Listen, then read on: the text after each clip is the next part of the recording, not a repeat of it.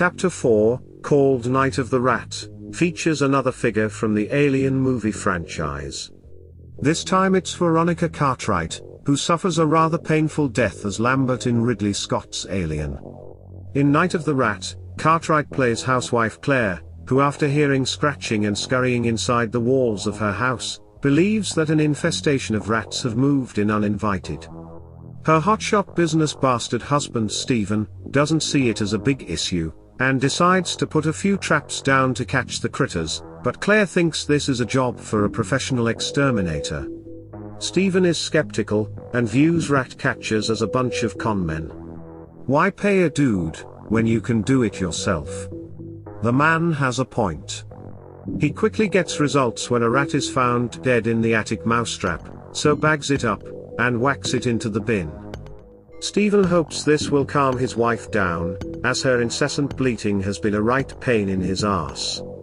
The next day, their daughter Brooke notices that the family cat Rosie has gone missing, but Claire and Stephen are more concerned about some kind of disgusting beard that has clogged their sink.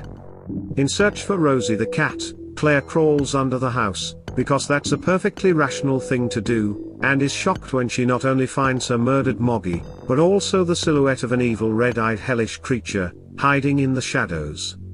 Naturally, Claire legs it, and once inside the house, discovers that her daughter's room has been ransacked.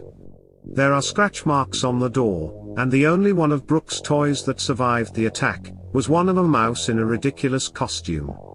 Can you see where this is going yet? Against Stephen's wishes, Claire calls in the oldest exterminator money can buy, and he reveals that the house is a lot worse than the couple originally thought. Kiefer, the exterminator, finds electrical cables that have been gnawed to bits, which would explain why the lights have been flickering, and confirms that the rat that has been ravishing their house must be a right beefy asshole, as it is turning their house into Swiss cheese. Stephen swiftly kicks the old codger out on his ass, and is still in denial that the destruction caused can be easily fixed without Kiefer's help. Later that night, when Stephen is trying to get a bit of the old in-out, the couple are interrupted when Kiefer calls with an absolutely batshit crazy theory. He believes the rat is in fact some kind of 17th century indestructible devil rodent that can't be killed through normal means. Stephen has heard enough of the old man's ramblings, and kindly asks him to piss off, and never phone again. Just then, havoc ensues downstairs. Their piano looks like it's been played by Edward Scissorhands, a falling cabinet nearly crushes Brooke, and the radio keeps randomly turning on and off again. Stephen fetches his shotgun, and searches the house for the malevolent vermin. He searches the kitchen, then the attic, before Brooke is locked in her bedroom, seemingly by the ungodly beast. Stephen breaks through the door, and that's when we witness the creature, in all its furry glory. It boom boom boom shakes the room, and tears through the walls. What a nuisance. Somehow, Brooke manages to communicate with the rat, and tells Stephen that shooting it isn't the answer. Instead it is just looking for its dead baby. Stephen rushes downstairs, rifles through the bins, and retrieves the rat his mousetrap killed a few days earlier. The devil rodent, now reunited with its deceased infant, gives out one last deafening roar, then buggers off into the night. The family have a relieved cuddle, and that is Chapter 4 done and dusted. Finally, Chapter 4, The Night of the Rat, was an entertaining, if not overly melodramatic, way to wrap up the anthology. This short also played on the theme of supernatural forces, and I liked the way it consistently amped up the intensity as the house became more dilapidated. Veronica Cartwright did a great job at portraying the scared and confused mother, which contrasted nicely with the cold, cynical performance of her husband, played by Richard Masur. I must admit I laughed out loud when the rat finally made an appearance.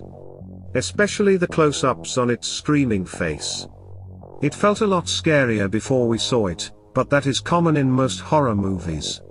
When Stephen found himself unable to shoot the rat, and instead took the advice of his daughter and the exterminator, we could see a switch in his demeanor. This change in character through humility was a nice touch, and didn't seem to be present in any of the other shorts, except in the benediction, though MacLeod dealt with a much larger threat than Stephen faced. So there we have it. 4 horror movie reviews for the price of 1. You lucky people.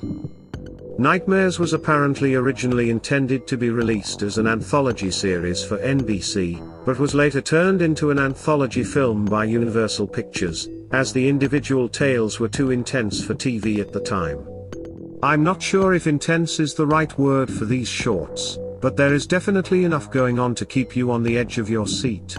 All in all, Nightmares was a pretty enjoyable watch. It had its hits, and definitely its misses, but by the end I felt like it had successfully achieved its objective, of delivering 4 short spooky stories in a neat movie-long package.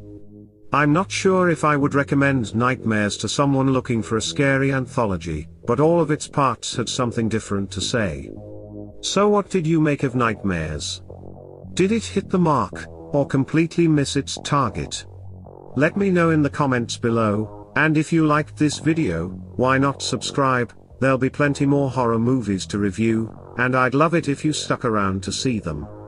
Until then, take care, be good to one another, and keep on trucking. Cheers babes.